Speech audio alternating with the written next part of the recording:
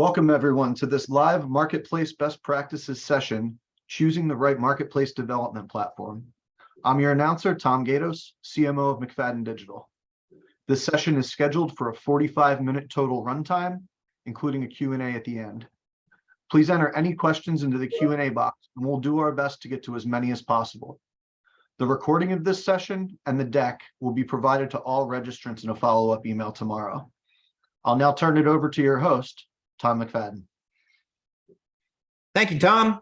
I'm Tom McFadyen. As Tom Gatos mentioned, I'm the CEO of McFadyen Digital and co-author of a book on marketplace best practices. Welcome to today's session on choosing the right marketplace development platform. We're honored to have several hundred attendees for today's webinar, launching the third edition of our Marketplace Sweet Spot Report. I'm joined by Mark Brohan, who will introduce himself. But first, I wanted to mention that this is part of our ongoing Marketplace Best Practices series webinars, which happen roughly monthly, each month focused on a different topic. Sometimes taxes, sometimes payment, sometimes financial models, valuations, B2B, B2C, different topics. Roughly every month we have a different webinar. And this is based around the Marketplace Best Practices book, which was an Amazon bestseller when it launched last year in a couple of categories on Amazon. We're happy to send you a free hard copy of the book or a code for a free Kindle download if you send a note to info@mcfadyen.com. So what we're going to talk about today, go through some introductions, give one slide overview of McFadyen Digital, let Mark Brohan introduce himself and the great thought leadership they do at DC 360, Digital Commerce 360. Then we'll jump into some marketplace trends to give you an understanding of why marketplaces are so important. We're going to talk a little bit more about dropship this year. So we've seen some dropship vendors move into the marketplace space and some marketplace vendors move into the dropship space as well. And there's some interesting overlap. So we'll make sure people are very aware of the differences between dropship and marketplace and how those coordinate in this context. We'll give an overview of the structure of the report and some of the considerations when evaluating a marketplace platform, and then jump into the meat of the presentation, the evaluations of the 8 vendors which are a part of this year's report. So start with the introductions. I mentioned I'm Tom McFadyen, author and CEO. And the one slide about McFadyen Digital, 4 things I want you to know about McFadyen Digital. We do large-scale projects, enterprise. We also do a lot of innovative startup organization projects, but we've really pushed the limits on pretty much every dimension you can consider large scale by revenue, SKU count, page views, etc. Second thing about McFadyen Digital is we're very experienced. We've been doing digital solutions for 35 years, a third of a century. We've served over 10% of the Fortune 500. For a quarter century, we've been building e-commerce solutions for hundreds of clients, some of which generate tens of billions of dollars of GMV, gross merchandise value. In 15 years, we've been building marketplaces. Third thing, we're a global organization with several hundred marketplace professionals and e-commerce professionals spread across onshore, nearshore, and offshore operations in the US, India, and Brazil. And fourth, but not last, we're innovators and thought leadership around marketplaces and digital commerce. 20 years ago, we wrote a e-commerce best practices book. Last year, the marketplaces best practices book. We're going to talk about the marketplace sweet spot report today. And we have lots of other informative educational content like the marketplace maturity model and so forth. We'll reference some of that material coming up here. So that was the one slide about McFadyen. I'll hand it over to Mark to talk about Digital Commerce 360. Hey, thanks, Tom. It's always a pleasure coming and talking about this very important topic. Short story, I like to kind of say that the dinosaurs still somewhat roam the e-commerce earth. By that, I mean, we're Digital Commerce 360. We're probably the biggest publisher of e-commerce research globally. And we have our roots going back 22 years in the online retail business. So we kind of, just like Tom kind of grew up with the marketplace movement, we grew up with the online retail movement with our Internet Retailer magazine back in 1998. So we have data on 6,000 companies. We track B2C and B2B, and we're not consultants for the most part. What we are primarily is inquisitive, curious journalists that love to cover and find out about e-commerce. So we take kind of a different approach than other folks here. We like to do journalistic research, and then more importantly, find the numbers, document the numbers, and then tell the market what it means to them and where it's going. So that's kind of in a nutshell who we are. But I have been around e-commerce for as long as there's been online retail, B2C.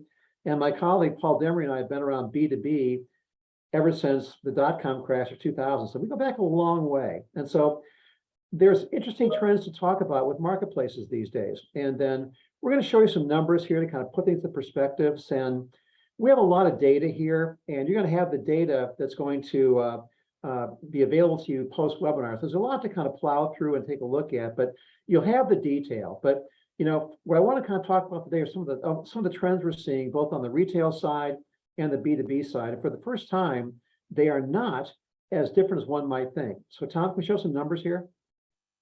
Sure, Mark. Let me just make the introduction of who the vendors we're going to cover in this session. So we have two new marketplace and dropship vendors we're going to talk about this year. We dropped one off from last year. Logicbroker and Virto Commerce are new to this year's report, and continuing on include Marketplacer, Mirakl, Spryker, Unirgy, VTEX, and Webkul. So on the marketplace trends, pretty much every analyst out there has highlighted the importance and value of operating a marketplace. I'm not going to read these. You'll get a copy of this report, and you're welcome to read this, but it's better to let you hear directly from the expert's mouth, Mark Brohan. And before I do hand it over to him, it's relevant for those of you that may have ever attended some of the Internet Retailer conferences or seen the Internet Retailer 500 or Top 1000 guides. Mark Brohan was the original author of a lot of that content. He started the IR 500, which actually started as IR 300, I guess it was back in 2003, almost 2 decades ago. A long time ago. Long time ago. So he's been tracking these guys for a couple decades. So let me hand it over to Mark to talk about marketplace trends. So obvious trend. I mean, marketplaces on the B2C side of the online retail slide, I mean, they're not new. I mean, you go back as far as eBay is 95, and that's how far back marketplaces go in B2C. So the trend is mature, it's established, it's growing.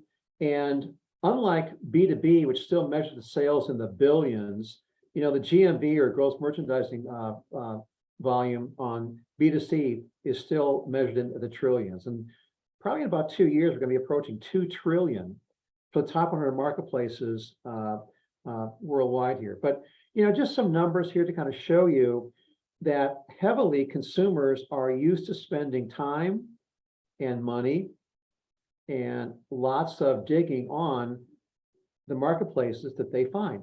It's not always just the big guys like eBay or Amazon, if you will. There are hundreds upon hundreds of niche marketplaces that are there on the retail side to serve the consumer kind of what they want. So it's a growth movement. It's a growth market. It's mature. It's not growing as fast as the B2B side, but keep in mind the comparison. One is measured in trillions, one in billions, that type of thing. So just a couple more slides here on retail, if I could.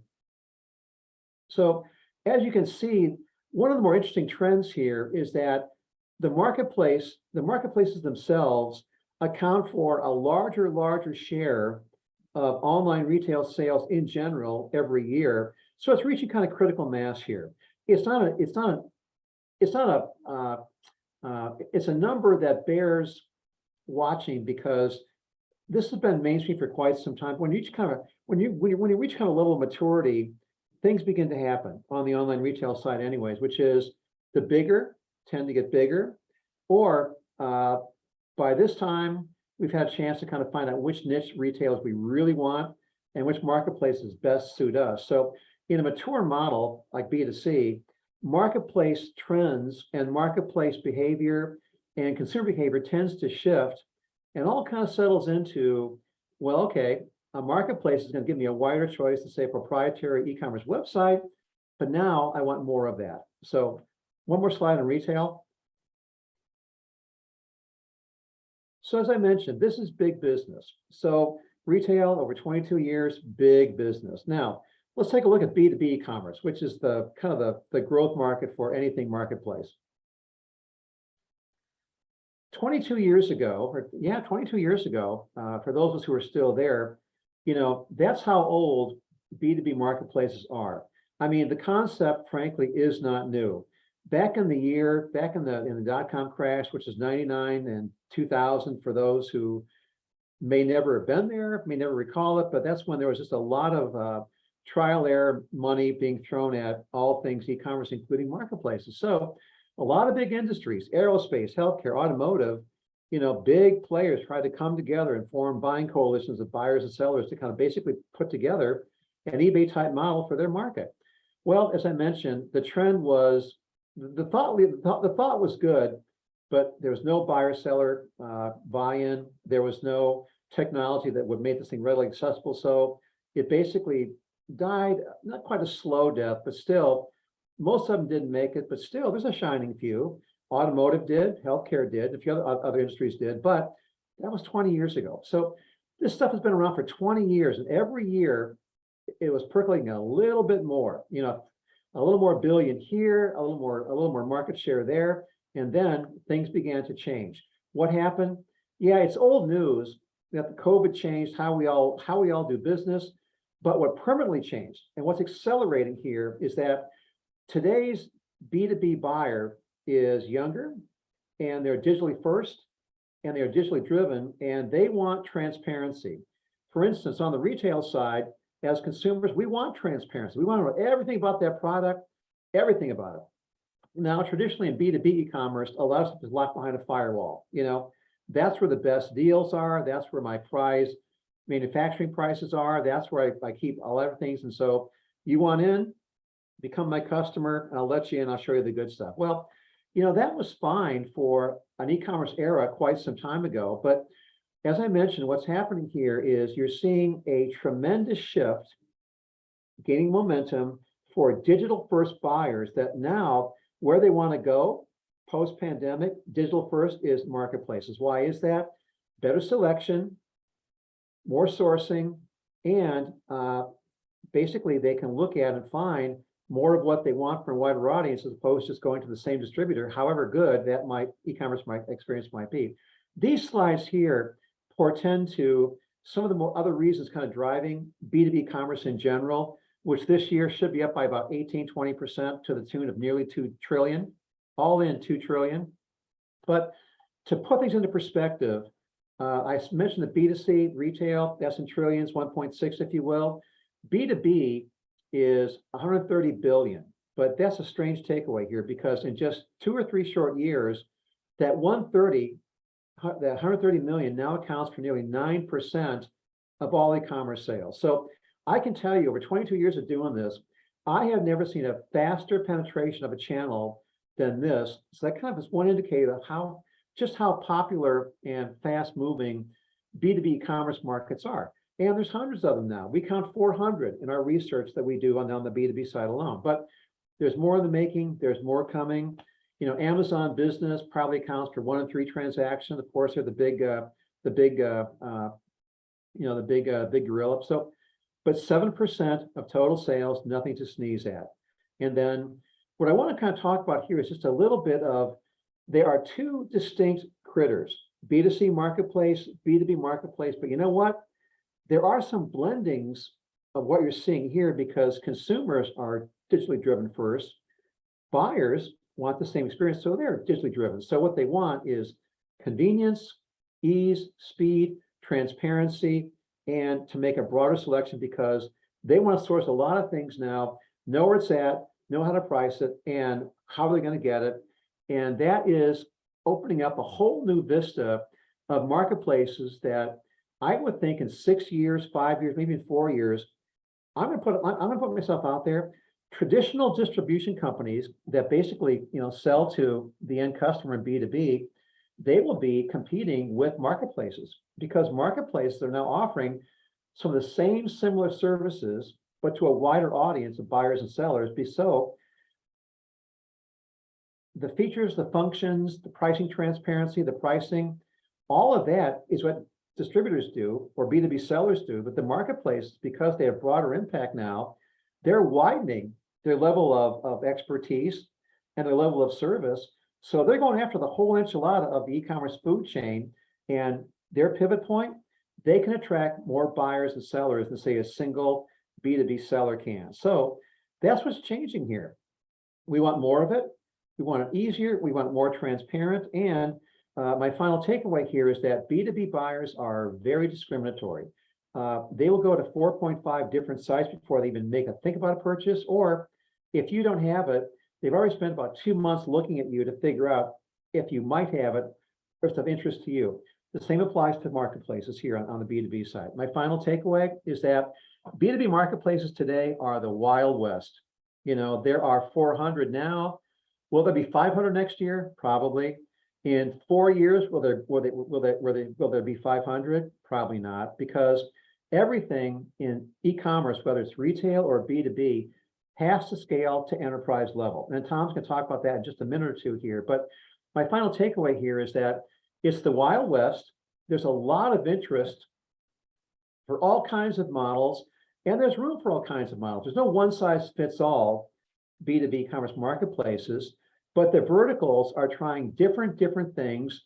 Like there's 12 in chemistry alone, and each of those has its own different spin on going after their expertise in the chemical industry. But will all 12 still be there in a couple, 2 or 3 years? Time will tell. But more importantly, that end zone buyer and seller is going to determine who makes it, who didn't. So a lot of consolidation will be on the forefront next couple of years, but more transparency, a younger digital first buyer. What that means is, I think marketplaces have become even more mainstream and begin to take business away from a lot of folks that currently have it. So you're seeing more manufacturers get in the game, buy into the game, or they're trying to circle the wagons, keep them out of the backyard, but that's not going to last too long. So a lot to come, very exciting, a lot of change coming up. But you know what? It's here, it's real on both sides of the ball, and it is mainstream. So more of that, not less of that. Tom, what do you think? Great. Thanks, Mark, for taking us through the big picture, deep diving into the B2B space. I'll dive into the B2C side a little bit here, looking at some of the research that McFadyen Digital did across the globe from the biggest online retailers. This is data from the UN. 10 out of the 10 largest e-commerce operators or online retailers operate a marketplace. In the US, 9 out of 10 of the largest online retailers operate a marketplace. And it's not just the big guys in the US and all over in China especially, but LATAM as well. 9 out of 10 operate a marketplace. Mercado Libre is the equivalent in Latin America to what Amazon is in the US or Alibaba or JD.com are in China. And it's not just the biggest guys, it's also a lot of the fastest growing innovative startups, the unicorns. 8 out of 10 of the fastest growing retail unicorns or digital commerce unicorns operate a marketplace. Actually, Fanatics has an NFT marketplace. So if you want to include that, you'd say 9 out of 10 of these operate a marketplace. And many retailers as well operate marketplaces, not just the $1 billion online GMV, but a lot of companies are doing $500 million of online third-party GMV, $250 million, 100 million plus online GMV. So there are hundreds of organizations, B2C and B2B, that operate a marketplace. So thanks, Mark. Appreciate your input there, and feel free to chime in as we talk about dropship, which has been a very important, especially B2B, but also B2C element in this section here. So let's look at the marketplace maturity model. This is one of the elements that we use to grade the vendors for marketplace platforms. There are 5 tiers, starting with the first party e-commerce. This is the pipeline business that's been around for quarter century digitally and for millennia as an analog business of retail or B2B distribution. So it's a sequential series of events that have to happen one after the other to get product from supplier to the end customer. I'll talk about that in some upcoming slides. Dropship, you take 2 of those 8 or so steps out and have a third party hold and fulfill the merchandise, often used for big, bulky, difficult to ship seasonal goods that a retailer or B2B distributor doesn't want to stock in their warehouses or stores. Third-party marketplace. This is where an organization really becomes a platform business. And I'm not talking about a technology platform. I'm talking about the economic and financial model of business called platform business. There's a great book called The Platform Revolution. We talk about that a little bit in our book as well. That defines what a marketplace, what a platform business is. And I'll describe that in more detail on an upcoming slide. Then we get into quantitative management, where you have metrics driving the business. You automate a lot of processes based on the data and optimize your business based on the data. And like CMM, CMMI, the level 5 is optimizing, where you innovate and come up with great new ways of automating and disrupting the industry with your capabilities that you've built so far. There's a lot more detail about the marketplace maturity model. If you want to click on that link, mcfadyen.com/MMM, you can download a pretty detailed, I think 30-page document, lots of information about the marketplace maturity model and how to get there, the activities to get there, and so forth. Let's get back to pipeline versus platform business. So traditional e-commerce, be it retail or B2B distribution, is a sequence of events. It's called the pipeline business, meaning you have to start by finding products, sourcing your goods, negotiating a contract with each vendor, loading those goods into your ERP, having the merchandising team set the creative text, the SEO optimized text. The operator sets the price. Sounds trivial, but it's actually an important differentiator between first-party commerce and marketplaces and dropship. You have to hold the inventory both physically and financially. You have to process the orders. This is typically automated. And then finally fulfill the goods to the customer to get the money. So it's a labor-intensive, linearly scaling, meaning if you want to double your SKU count or double your revenue, you have to double your warehouse, double your number of merchandisers, double your amount of people in the warehouse fulfilling orders. Very linear. Double your sales, you have to double your costs. Versus a platform business like a marketplace, you process the orders in the middle, which is again automated, but you have two main tasks, which is recruiting sellers and supporting sellers. You say, well, how about avoiding that? How about that negotiating contracts? Well, you have standard terms and conditions, which apply to all sellers. They can reference things like a commission table or other logic, which might change, but you build upon that a network ecosystem, which scales logarithmically. So you're not necessarily doubling things. It's much less expensive to scale this type of business, much faster to scale. Your customers, of course, on the one side, but you have multiple sellers that are doing that pipeline of activities of sourcing goods, merchandising them, loading them into a database, setting the price, fulfilling them. They may source them from one distributor. They may source goods from multiple distributors. You may have multiple sellers sourcing goods from the same distributor, and they start competing on price to drive the price down for the customer. That's part of that flywheel Jeff Bezos talks about. Distributors may sell onto the marketplace, or manufacturers might sell direct to consumer or to B2B buyers on the marketplace. So this ends up being a much more scalable business because a lot of that labor is outsourced to the third-party sellers. Dropship is a midpoint. So if you look at the traditional first-party e-commerce, that pipeline, you essentially take two of those activities out, holding inventory and fulfilling orders. Now, there tends to be a lot of EDI and other integrations that the dropship industry has built upon, and some of the some of the dropship vendors in our report have very strong EDI and related integration capabilities tied to dropship. And a lot of organizations choose to use both the first party and the dropship and the marketplace business model. So another way of looking at that marketplace maturity model is first party commerce. You have those 8 steps. It may actually be 10 or 12 steps if you include supporting customers, reverse logistics, processing returns. Dropship, again, you take 2 of those steps out, and third party marketplace is where you really become a scalable platform business. But again, some organizations may choose 1, 2, or 3 of these business models. And we're going to talk about how some of these vendors can support 1, 2, or 3 of these business models. So let's jump right into what our core topic today, the report, the structure, some of your considerations when selecting a platform, marketplace platform. So one of the dimensions on which we measure the vendors is the scale. And this can be considered SMB, meaning small and medium businesses, to mid-market to enterprise, or it can be rated by volume.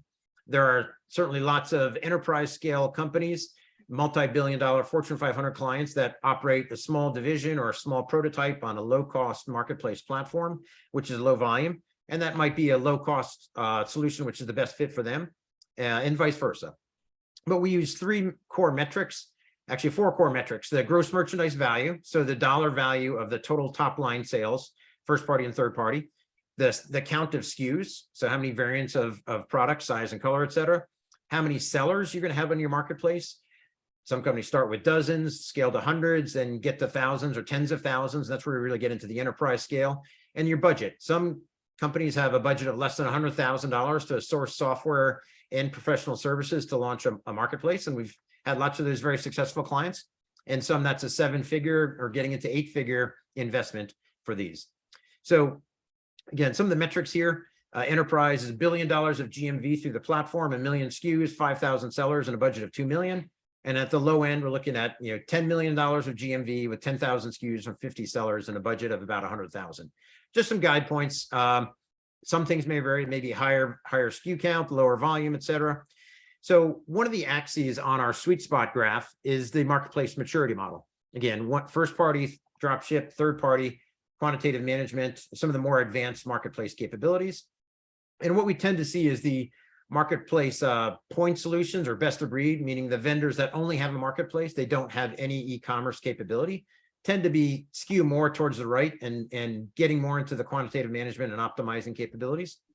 And some of the vendors include their own e-commerce platform. With the best of breed point solutions, you may need to include an e-commerce platform, and we'll mention some of the ones that integrate with each of the vendors. So it might be Salesforce Commerce Cloud, Adobe Commerce Magento, SAP Hybris, Commerce Tools, lots of different e-commerce platforms can be integrated with point solution marketplace best of breeds.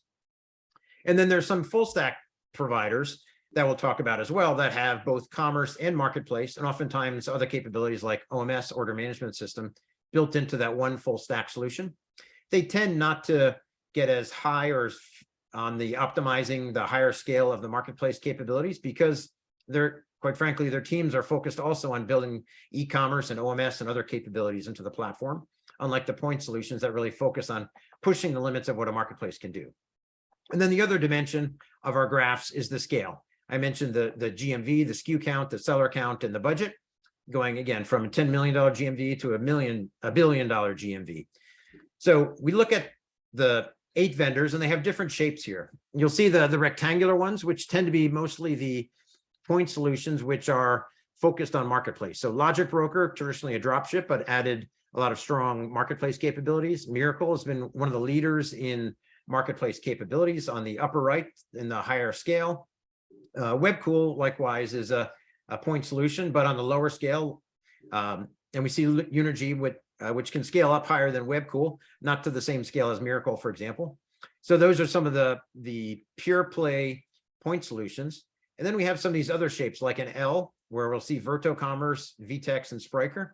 So they have strong e-commerce capabilities, which is marketplace maturity models level 1 and 2, e-commerce and dropship. But their marketplace capabilities tend to not be as strong as the point solutions like Mirakl. They may be better or equal to like a Webkul, which is one of the lower cost solutions. And then we see Marketplacer, who is predominantly a marketplace point solution. They do have a commerce engine, although it's rarely recommended, and they are most often used as a marketplace point solution integrated with a Magento or a Salesforce Commerce Cloud or other commerce engine. And of course, the dollar signs, as you can expect, the more capable enterprise scale platforms like Mirakl have $4 signs, and those costs can go up to 7 figures, $1 million. And then the lower end ones like a Webkul can be less than $10,000. So there's a wide range of costs of these solutions. And we're going to deep dive into each of these vendors with a lot of detail on each one of them coming up here. But again, to highlight the full stack offerings, Spryker, Virto, and VTEX, where we see the green e-commerce capabilities being the strongest. These are good solutions if you need a solution that includes e-commerce, perhaps order management system, and marketplace. On the other end of the spectrum, the point solutions like Logicbroker, Marketplacer, Mirakl, Unirgy, and Webkul have very strong marketplace capabilities, but they're weak on or have no, red means no, e-commerce capability. So again, that's one of the first considerations when selecting a marketplace platform. Do you need full stack or something to integrate to your existing e-commerce solution? Another consideration is which e-commerce front ends will the marketplace platform connect to? So we see the point solutions, the marketplace focused platforms, Logicbroker, Marketplacer, Mirakl, Unirgy, and Webkul do have integrations into some front end marketplace, into some customer facing e-commerce engines, Adobe Commerce, Commerce Tools, Oracle, Salesforce Commerce Cloud, SAP Hybris, Shopify Plus, typically BigCommerce, NetSuite, VTEX. Logicbroker has integrations into a lot of these. We'll see some of them, like Mirakl, have partner supported integrations, like McFadyen Digital built the commerce tools to Mirakl connector. And some are require a little bit more development, like Unirgy. But the full stack solutions, Spryker, Virto, and VTEX, typically do not have productized integrations into different e-commerce front ends. Now, there have been some that integrate, but those are one-off development. And then there also are integrations into seller commerce systems. So, for example, many small marketplace sellers run Shopify. So we see here that Marketplacer and Mirakl have connectors to easily integrate third-party sellers that run Shopify to easily ingest their catalog, integrate order management, get updated inventory information through published connectors there. So it's very helpful and good to know where your sellers are in that space. If I could just make a point here, my colleague Paul and I, we cover a lot of B2B marketplaces and buyers, sellers on these things. We hear a lot of good war stories. And as Tom just mentioned here, the technology is good. The technology is there. The technology for what you want to do is there, and it's excellent technology ready to go. But when we ask people, okay, what's your biggest mistake here? Where'd you shoot yourself in the foot? What they'll tell us is, when it comes to the platform point of view, is that they don't think through holistically everything having to do that's going to connect into that marketplace platform. I'll give you, for instance, we've covered some marketplaces where the front end is just fine, their platform is just fine, but guess what? They found that when they went out to get the buyers, and that's a critical mass here, chicken and egg, buyers need sellers, sellers need buyers. What they found was that their manufacturers were a mess because their ERP systems could not feed into the right data to scale up a marketplace with the SKU count they needed to go and find the buyers to scale that up. So they were back to square one.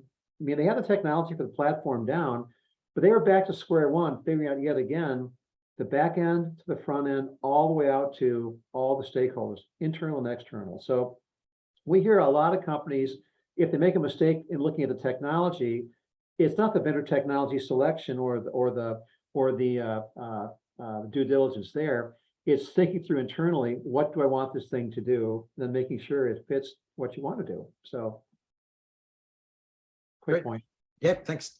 And actually, that reminds me of one other interesting element here. So VTEX ties into other VTEX sellers. So of the 2,500 or so merchants that use VTEX, any one of those operators of e-commerce on VTEX can become a seller on somebody else's VTEX marketplace. Pretty interesting offering from VTEX in that regard. Most of their sellers are in Latin America. They do have presence in the US and Europe, but a pretty interesting dynamic there of how that works. So let me go into some of the investments that each of these, that some of these organizations have received. So 5 out of the 8 here have received some major investment over the past few years. Mirakl and VTEX have received the most. Mirakl close to $1 billion over the last 4 years.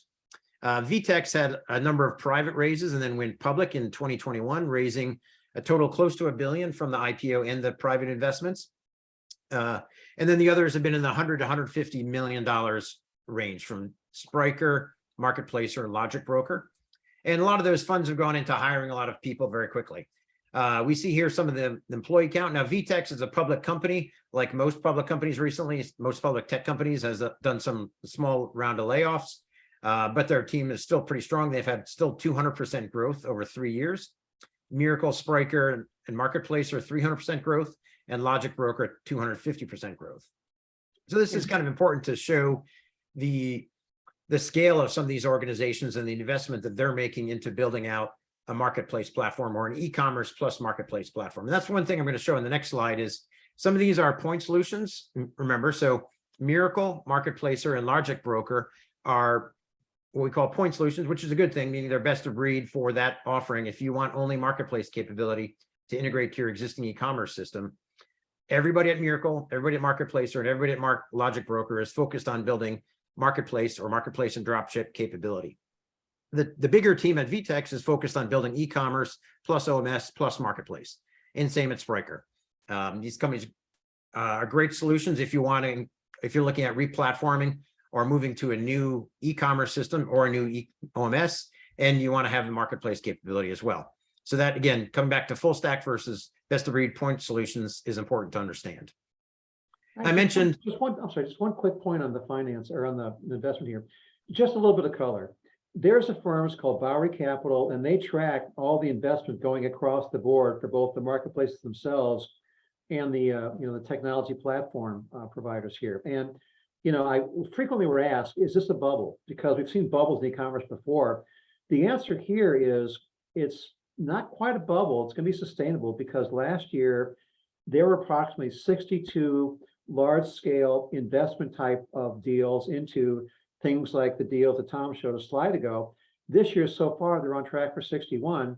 And you talk to Mike Brown, who's kind of the head guy at Bowery Capital, he'll tell you probably the same thing next year. So my point is, this is one segment of e-commerce on both sides of the ball where you're going to see investment continue to increase and not plateau and burst like we sometimes see with these bubbles that we tend to create every now and again. And another thing to consider is some of these organizations that have 100 or hundreds of people building out marketplace capability. Compare that to a build your own, which is how we used to build marketplaces 10, 15 years ago. Here, some of these organizations literally have hundreds of man years or person years of development time that have gone into their marketplace solution or their commerce plus marketplace solution. So quite a jump against the alternative custom building. We always recommend going with a commercial platform. So let's compare some of these vendors on a different type of graph. We have the same vertical graph in terms of volume or enterprise to SMB, low volume to high volume. And on the other axis here, we have the completeness of the marketplace features. This is also somewhat similar to the maturity model, but we have functional versus best in class. So Mirakl, the 800-pound gorilla of the space, has been in the industry the longest, focused on marketplace. Maybe not quite the longest, but over a decade. And their entire team, just to get an understanding of the bubble graph here, the size of the bubble represents the number of employees.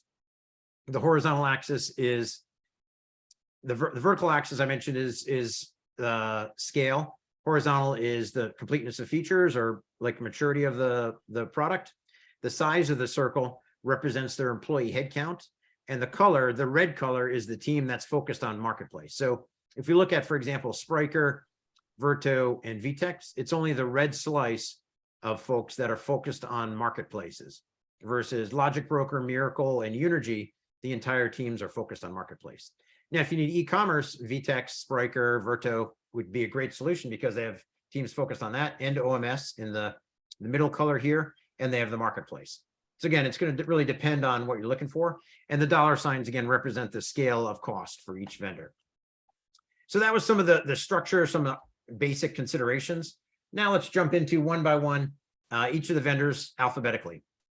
So Logicbroker, we see here the graph again. The solid line here is the platform itself, which again is a point solution for dropship and marketplace capabilities. The dashed lines are some of the commerce engines for providing first-party commerce and dropship, but Logicbroker has really strong dropship. So most likely you'd want to use the dropship in Logicbroker and the marketplace capabilities in Logicbroker, but tied in with a first-party e-commerce system. They do not have any customer-facing e-commerce. So you typically integrate with one of these out-of-the-box integrations that we see here in the dashed lines. So again, you'll get a copy of this PowerPoint, and you'll get I think it's about a 35-page report, the marketplace sweet spot report, which goes into a lot of details. But let me just get into some high-level points here. So Logicbroker has been around for quite a while, over a decade in the dropship space. With their fundraising over 130 billion, they've gotten more and more into the marketplace. They've had capabilities for a while, but really going aggressively into this. And actually, we're quite pleasantly surprised by the amount of marketplace capability that Logicbroker has. I think that depth of knowledge in the dropship space has really been a differentiator for them. They have many live enterprise clients. And when we look at scale and measure scale, we measure live production marketplaces. Every vendor we talked to said, yes, we do enterprise. Of course, everybody says they do enterprise. The way we measure, do you do enterprise, is give us a bunch of proof points of marketplaces doing high GMV that we can visit those sites live. So we looked at live sites to evaluate enterprise scale capabilities. And as I mentioned, Logicbroker has very strong EDI capabilities and other visibility into the supply chain and where products live. So good platform, especially if you need dropship capabilities. Marketplacer, as I mentioned, is a combination of kind of unique in their regard, where they are predominantly a point solution for marketplace capability. They do have a commerce front end, and they have some APIs which enable a headless capability. For example, they have mobile apps. Fishbrain, I think, is one of them, where you don't need a custom commerce engine or an off-the-shelf commerce engine. You can have commerce plugged into other applications with their API. Pretty unique in that regard. Australian-based company offering a good solution. They have teams in the US and Europe.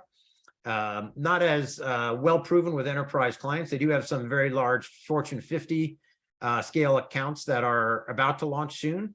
Can't be announced publicly, but look for some of those in the news shortly. And they integrate with Adobe Commerce, Salesforce Commerce Cloud, and Shopify. And they have received investment from Salesforce as well. Some nice things about the platform, very modern GraphQL APIs, lots of great connectors into different seller e-commerce platforms, the M-Connect. So for sellers, again, I mentioned examples, sellers may have Shopify, BigCommerce, Magento, WooCommerce, other platforms in which they keep their catalog, have their inventory, and process orders. So it's easy to integrate those sellers into a Marketplacer platform. They have thousands of sellers that have been integrated into the Marketplacer ecosystem. Mirakl, again, the 800-pound gorilla with 800 employees, building out marketplace capability for over a decade, and it really shows that there are hundreds, if not thousands, of person years of development time that have gone into the platform. Very enterprise capable, very expensive as well. So it's got the $4 here as the most expensive platform. It's also a little bit of a challenge to implement. So we recommend making sure that you have certified professionals in the platform. But very capable, has integrations into SAP Hybris, Commerce Tools, Adobe Commerce, Magento, Salesforce Commerce Cloud, and Shopify Plus for the customer-facing commerce engine. And they do have connectors into a couple of seller platforms, Magento and Shopify. Very scalable across many different dimensions. They have true AI-powered capabilities.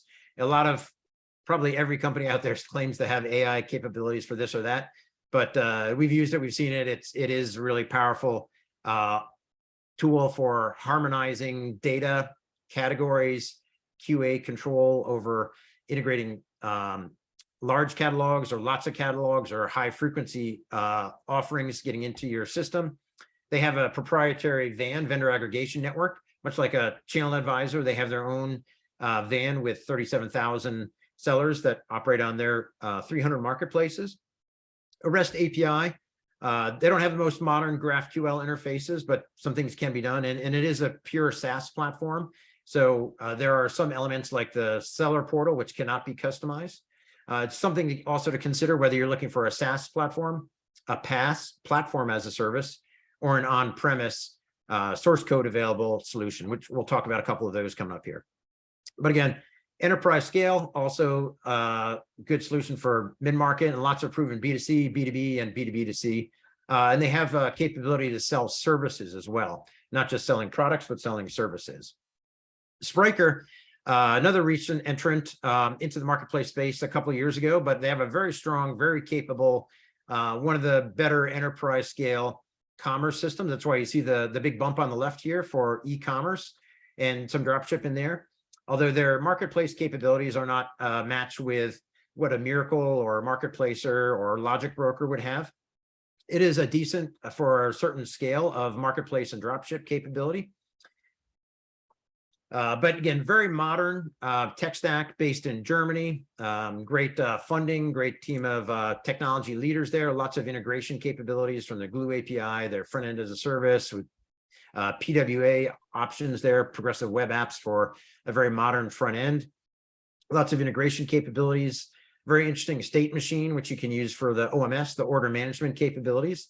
So again, some of these full stack solutions, you could use Spryker and some of the others to replace a dedicated commerce system, a dedicated OMS system, and a dedicated marketplace.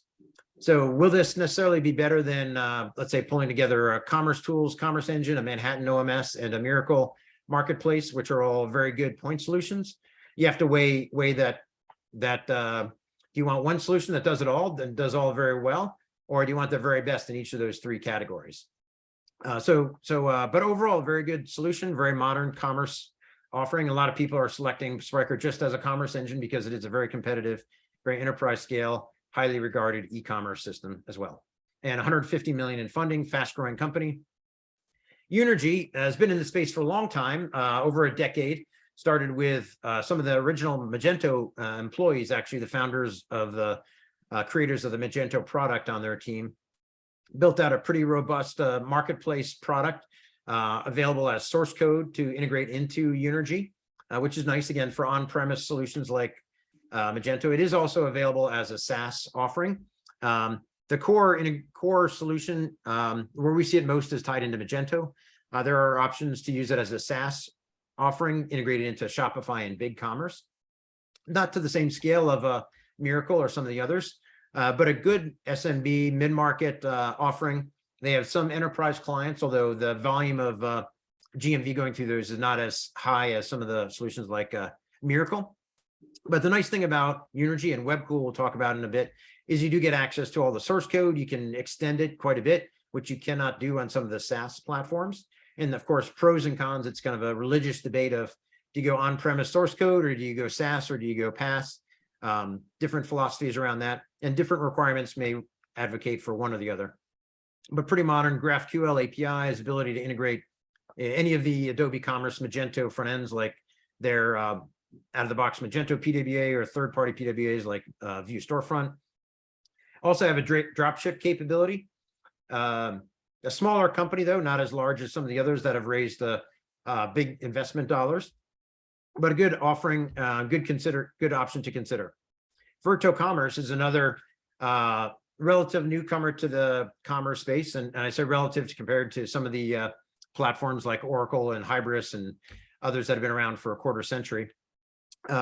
Based on more of a Microsoft .NET technology, but you wouldn't, or Microsoft Azure cloud operating solution, but you wouldn't necessarily know that from only integrating to the API. So that's not a drawback by any means, but we see it as, again, a good commerce engine, not as strong on the marketplace capabilities, reasonably priced, good offering if you want that combined commerce plus OMS plus marketplace capability. Good in B2B models. As a good value for the dollar in this, especially when you consider getting commerce plus OMS plus marketplace, ability to handle document management in addition to order management.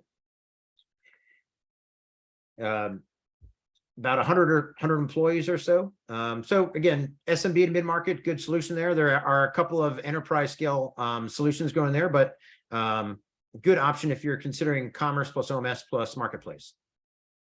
VTEX, likewise, is also a commerce plus OMS plus marketplace offering. These guys are headquartered in Latin America with presence in the US and Europe. Majority of their clients are in Latin America, very strong internationalization capabilities, good commerce capabilities. Again, like most of the full stack providers, not as strong as the point solutions in the marketplace capabilities, but nicely integrated. Again, this is the only public company out there of the 8 that we're evaluating here. The sellers on the VTEX marketplace can be leveraged as 3P sellers if you launch your own marketplace on this. They are also MOC certified, meaning microservices, API first, cloud native, and headless, offering GraphQL API interface in their own low-code, no-code environment, VTEX.io, with some apps there and like an app store for their solution. So, and also the highest employee headcount of all the organizations here. And last marketplace we're going to look at is a point solution, Webkul. This is a pretty unique, interesting offering, better suited for SMB, mid-market it's low cost, which is attractive to some folks. Integrated into Magento, Shopify, or BigCommerce. We don't see this integrated into some of the more enterprise scale commerce platforms like Commerce Tools or Hybris, or into the bigger legacy monolithic commerce engines. Some of the strengths about this is it is low cost, and it is an easy way to get started with a marketplace. It can cost less than $10,000 to buy Webkul, and an entire marketplace can be launched for less than $100,000. So on the two extremes, from Webkul for under $10,000 to Mirakl, which might cost up to $1 million, it can be in the six figures as well. But we've done over a dozen Webkul, and over a dozen Mirakl, and both can be a great fit for their if they are a good match for what your requirements are.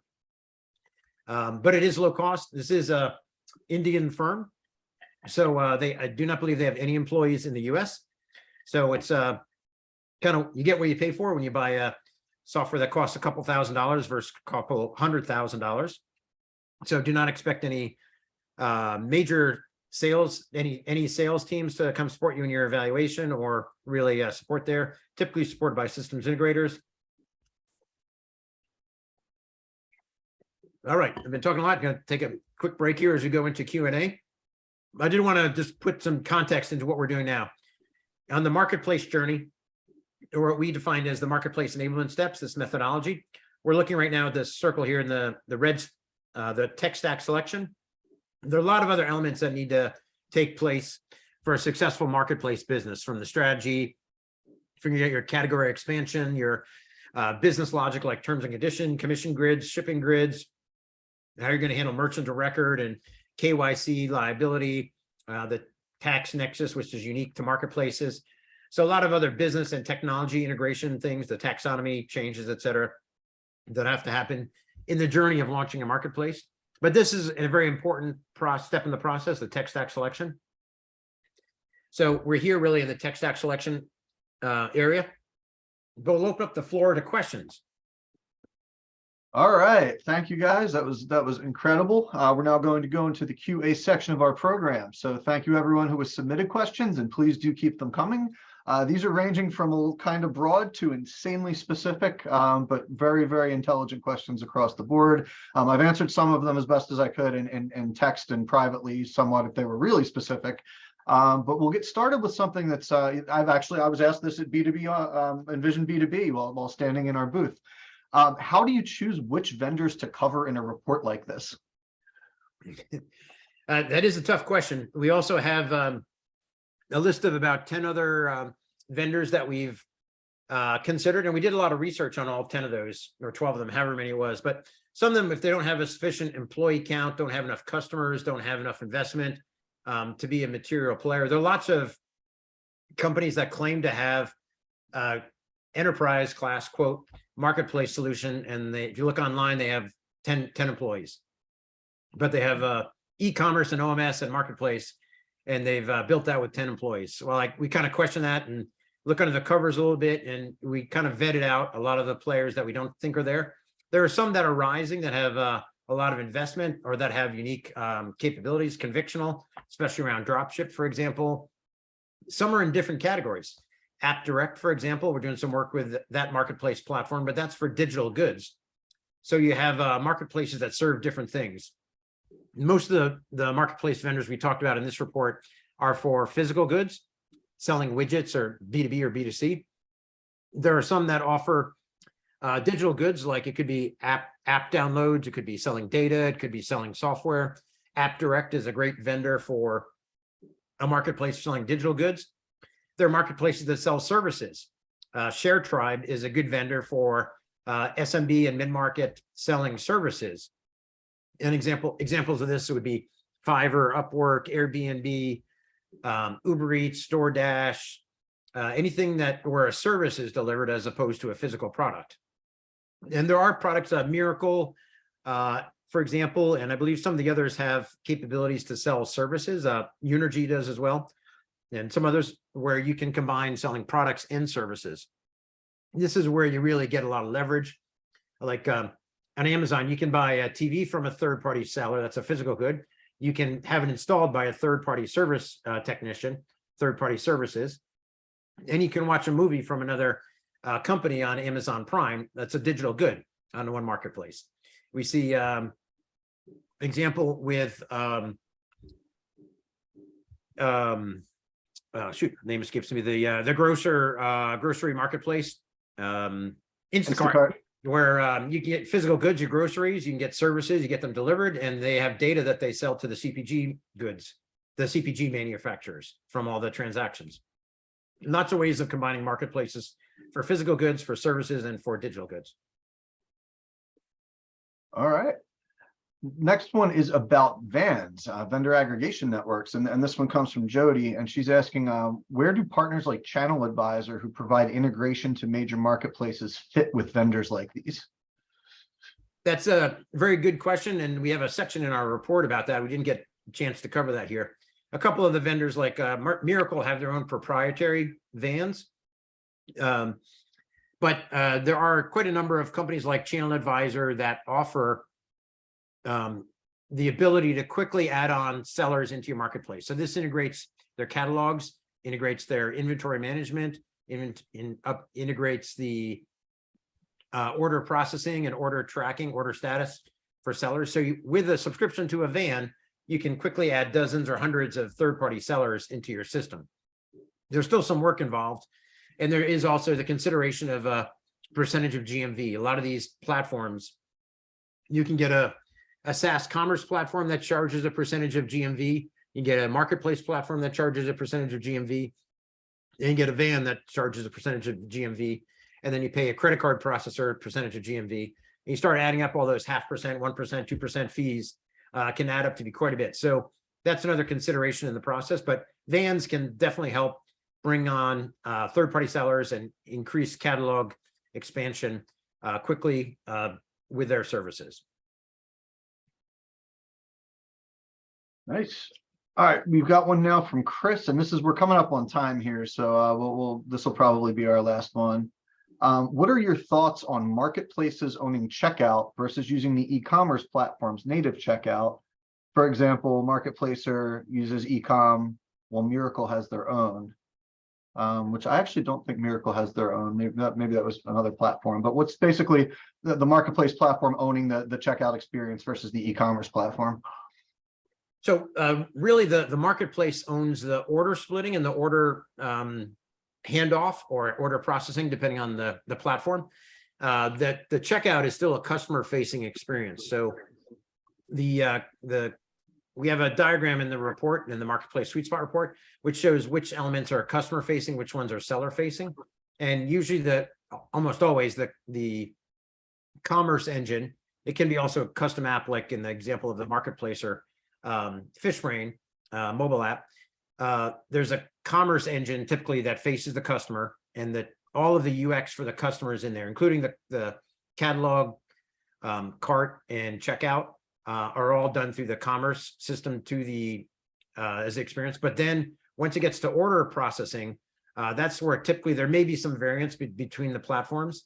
All of the vendors have the ability to have multiple vendors in a cart. It gets a little more complicated once you start processing orders where you have a first-party good, which maybe a retailer has their own inventory. You have products from multiple sellers.